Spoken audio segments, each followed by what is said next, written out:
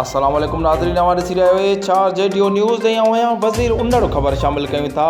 यूसुफ रिंदजी हिकु चोरी मथां वरी सीनाज़ोरी। दर्स पुलिस थाणे जी हद दर्स शहर मां ॾींहं ॾिठे जो नामालूम चोर जलाल अबड़ो जी 50,000 जी भलोड़ ठगी बकरी चोराए विया हुआ। चोरनि जो पतो पेट्रोल पंप ते लॻल कैमरा वसीले लॻायो, जंहिंमें अलीगुल चांडियो नाले शख़्स बकरी काहे वञी रहियो हो ऐं फ़ैसिले में क़ुर शरीफ़ ते बकरी वापसि थियणी हुई, जंहिंखां पोइ चोरी थियल ठगी बकरी दर्स शाख वटां कुठल हालत में मिली। अहिड़ो इतला दर्स पुलिस खे ॾिनो वियो। दर्स पुलिस इतला मिलण शर्त पहुची मालूमात वरिती ऐं भाॻियनि खे यकीन ॾियारियो त बकरीअ जा चोर गिरफ़्तार करे तव्हांखे इंसाफ़ फराहम कबो। होॾां अबड़ा बिरादरी जो सेठ मोहम्मद साले अबड़ो काउंसलर अली अकबर अबड़ो जे निगरानी में कट थी गुज़रियो, जंहिंमें मुतालबो कयो त बकरी चोरी करे ठगी बकरीअ खे कुहंदड़ ज़ालिमनि चोरनि गिरफ़्तार करे सख़्त सज़ा ॾिनी वञे, न त ॿी सूरत में सख़्त एहतिजाज कयो वेंदो।